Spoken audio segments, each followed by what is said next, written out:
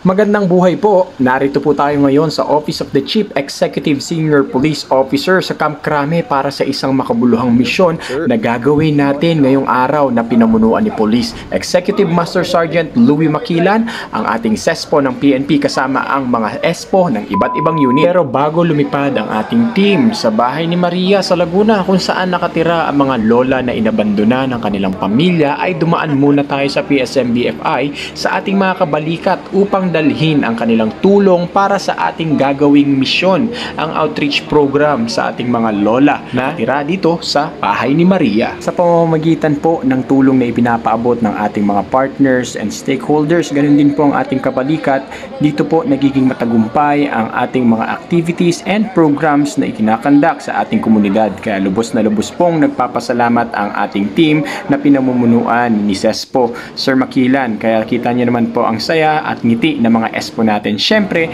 nagkaroon din po tayo ng opportunity na ma-interview ang isa sa ating mga idol na si Sir Paulo V. Papa, ang marketing manager ng PSMBFI na na-feature natin sa Police News Network na mapapanood nyo sa link sa itaas.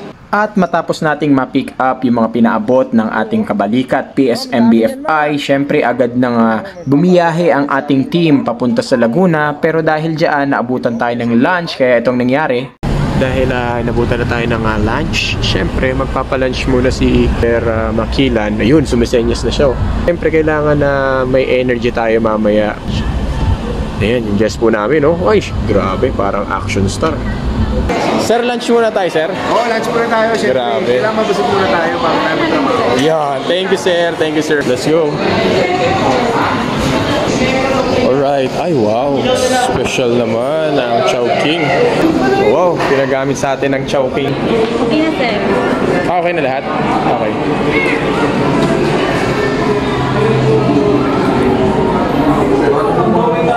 Sa akin.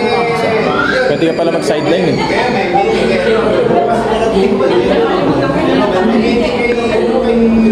Sa inyo, okay na. Sir Dennis, ano, Florian ka rin. Yung sa'yo, yan na yung kay Osik. This is mine.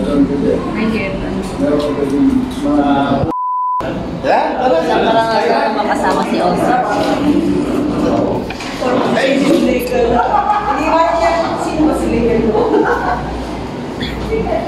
Sir, may Chinese style, may Filipino style din. Meron, depende. Ano ba? Adobo ba yan? Wala namang adobo to. Wala, sir. Wala. Sarap Chinese style. At matapos nating mag-lunch at mag-load ng energy sa ating katawan sa isa sa pinakamasarap na kainan dyan sa SLEX, agad na bumiyahe ang ating team upang matunton ang ating venue sa Laguna, ang bahay ni Maria, kung saan natin gagawin ang ating misyon na makatulong sa mga kababayan nating naninirahan doon. Guys, nakikita nyo nga pala sa video ito, kasama nga pala namin ang aming Deputy Chief ng RPCADU NCR na si Sir Marlon Bananya, na isa sa mga punong abala sa misyong ito. And then syempre, special shoutout nga pala kay Sir Police Staff Sergeant Yu na isa sa mga kasama natin dito. And then mabalik po tayo, kasama rin po natin dito yung mga partners natin, lalo-lalo na po yung PARDS FII na talagang sumusuporta palagi sa ating mga activity. At ito na po pala yung mga dinonate ng ating mga partners, no? Ayan, so makikita ninyo, may mga tinapay dyan, gatas, delata at iba pa. At syempre nung pagdating ng ating leader na si Sir Makilan, kinamusta niya muna syempre yung mga kalagayan ng ating mga beneficiaries. Syempre andyan si Sister, and then isa-isa nilang kinamusta. Grabe yung usapan nila. Diyan pa lang is napaka-init na kaagad ng pag-welcome sa ating team. So ayan, tuwang-tuwa po yung mga beneficiaries natin, yung mga lola natin na mga abandoned elderly natin. Kasama rin po natin dito si Dr. Zenaida Friolo na nagbigay ng libreng serbisyo sa check-up sa mga mata ng mga beneficiaries natin. Okay. Yung college po, yung iba nandito. Yung iba nandito. Yung pwede natin patingnan para ano. Dito si Sir Lieutenant Colonel Bananya from Hello po, sir. Welcome po. Good afternoon po. Tapos yung mga ibang kasama namin sa kapulisan nandito rin. Full force kami dito.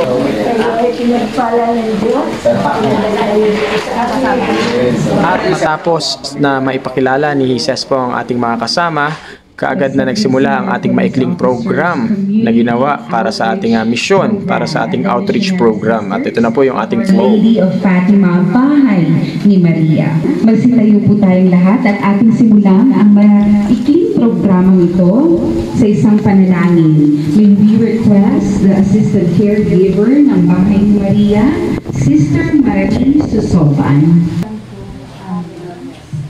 Mapagpala at ng Diyos, sa ibang pangalan. You were sent by God, that's why you are here. And we are very pleased in giving time, treasure, and talent to our lolas.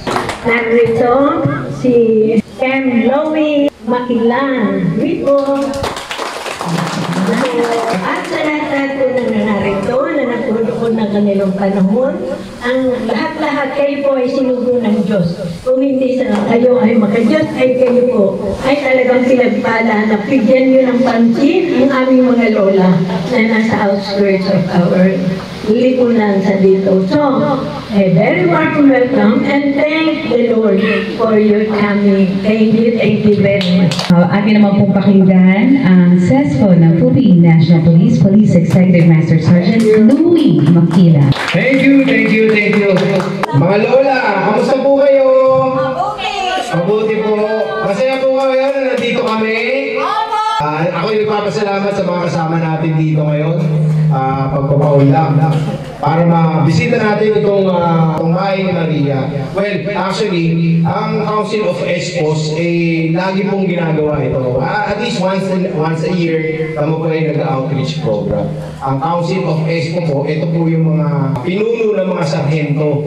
So kami po yun, yung mga pinakamatataas na sarhento, nagpupulong-pulong at ginagawa po atong ang bagay. Sa kabutihan pala tayo, pinaunlakan niyo kami na mabisita namin yung inyong bahay at makapagbigay kung ano man yung abot kaya na aming maibibigay. But then, it really started doon sa grupo ni Police Brigadier General Paul Kenneth Lucas dahil po meron kaming isang samahan na naisipan na mag-contribute kami na ibibigay dito. That is a monetary help. Medyo maliit, but then hindi siya lalagpas ng 50 mil at hindi rin naman mababa ng 30 mil. Ayun, salamat po ng marami. Meron din pala tayo, si Doktora, sa mata naman po siya. Inimbita ko rin po para po pwedeng tumingin sa mga mata ng ating kung sino man ang gustong patingin. Libre po yun, libre ni Doktora yun. Tapos mamimigay din siya ng mga eyeglasses na pwede niyang ipamigay. Yun. Thank you, Doktora. Sa mga kasamahan namin dito, thank you, lalo na kay Pards. Yung NGO na Pards, isa po sa parapan natin sila. Isa po sa tumutulong sa atin yan para makapag-organize tayo ng ganito. With the help of, syempre, ng ESPO ng PCADG. And also to Lieutenant Colonel Sir Bananya. Thank you so much. Thank you. At kasama natin dito ang RMDU4A. Sila ay nagbigay ng mga libreng serbisyo tulad ng check-up, pabunot ng ngipin, at nagbigay sila ng mga gamot at bitamina na makakatulong sa ating mga elderly na nakatira dito sa bahay ni Maria.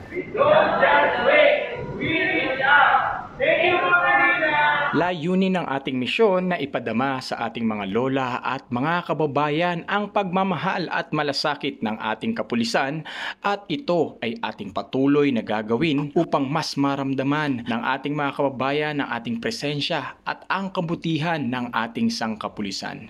Maraming salamat po. Again, Coach Dennis Zuniga, at antabayanan po natin ang ating susunod na vlog. Salamat po! Pas rin ako, ngunit mayroong awiting iiwanan sa inyo. Alaala, dahil minsan tayo'y nagkasama.